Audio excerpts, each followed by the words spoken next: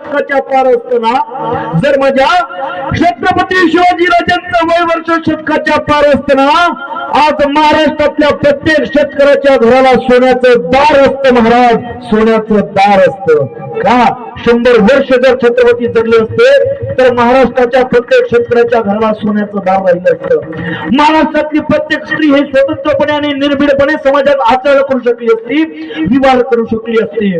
पण आता परिस्थिती बिकट झाली महाराज. मग ते दिल्लीतलं निर्भया कांड असेल किंवा मग हैदराबाद मधलं प्रियंका रेड्डी सारखं प्रकरण असेल, अहो हे होतच राहणार आहे. सिंधुताई सपकाळांचं वाक्य होतं, जोपर्यंत मुलगी आपले पूर्ण अंग झाकत नाही तोपर्यंत त्या मुलींवर बलात्कार हे होतच राहतील. सिंधुताई सपकाळांचं वाक्य होतं. संस्कृती बदलली महाराज आपली. आपण पाश्चात्य संस्कृतीच्या अधीन होऊन पटेल त्याप्रमाणे वागणुकी करायला लागलो. सैराट आपला व्यवहार व्हायला लागला महाराज. अवघड आहे. पोरांमध्ये ही बेधुंद मस्तीपणा यायला लागला. Tight T shirt jeans pant घालून रायडर गाड्या घेऊन 0 टर्न मारणारी आपल्या अवलादी या फक्त पाहण्यातच स्मार्ट दिसतात, असण्यात स्मार्ट नाहीयेत महाराज. मी तर म्हणतो येत्या पुढच्या 25 वर्षाच्या कालावधीमध्ये जी पोरं आईच्या पोटी जन्माला येतील ना, जी पोरं आईच्या पोटी जन्माला येतील ना, त्या आईचा पदर त्यांना नशिबी मिळणार.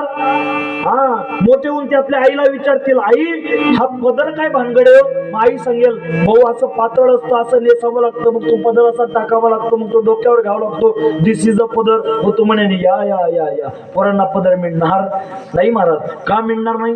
जीन्स पॅन्ट टी शर्ट घालणारे आई पदर कुठून आणणार आहे? कसं टी शर्ट पाठी मागून शिवणारे हवा मे उडता जाय. पदर मिळणार. संस्कृती आपली वाटचाल विल्हेवाट दुसरीकडे झालेली महाराज. वाईट परिस्थिती. मला त्या विषयावर बोलायचं नाहीये. ऐका, मला भाव सांगायचा आहे. हे छत्रपती शिवरायांचं शिवराज्य होतं महाराज. घटना ज्या दिवशी घडली त्या दिवशी कोर्टात केस आली, निकाल लागला, शिक्षा झाली आणि सगळा मसला इकडे तिकडे झाला.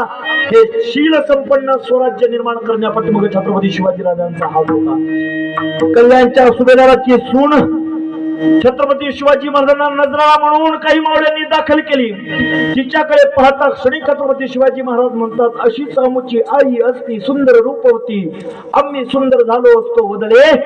छत्रपती भंडारा डोंगरावर तुकोबरायांकडे एक वेश्या गेली. ती सांगायला लागली, महाराज आमच्या अंतःकरणातली इच्छा पूर्ण करा.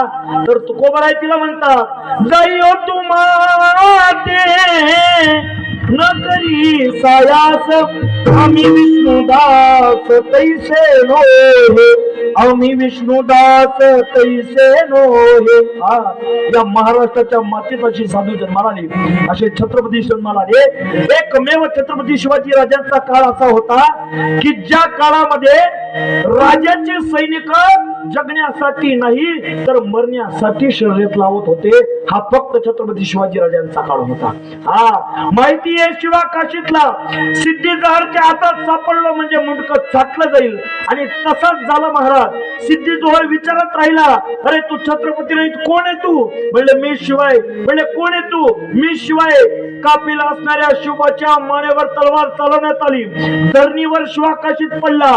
श्वास अखेरचे मातीत मिसरले आणि मातीतली धूळ उठली. त्या धुळीकडे शिवा काशीतचं लक्ष होतं आणि शिवा काशीत त्या धुळीला सांगत होता, अरे हे माय भूमी माता, जाऊन सांग माझ्या राजाला शिवा काशीत मेला, मातीत मेला, पण मातीत मेला नाही तर मातीसाठी मेला. ही कर्तृत्व, ही तरुणांमध्ये जगण्याची उमेद फक्त छत्रपती शिवाजी राजांनी काबीज ठेवले.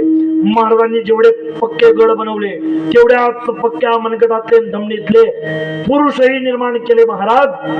पुरुषही निर्माण केले. का केले तर महाराज म्हणतात, हेच कार्य, हीच स्थिती, हीच तत्वनिष्ठा समाजामध्ये पसरावी, हेच काम करण्यासाठी मावळ्यांना संघटित करून त्यांनी हे कार्य केले. आणि तेच श्री तुकोबराय म्हणतात, हेच आम्हा करणे काम.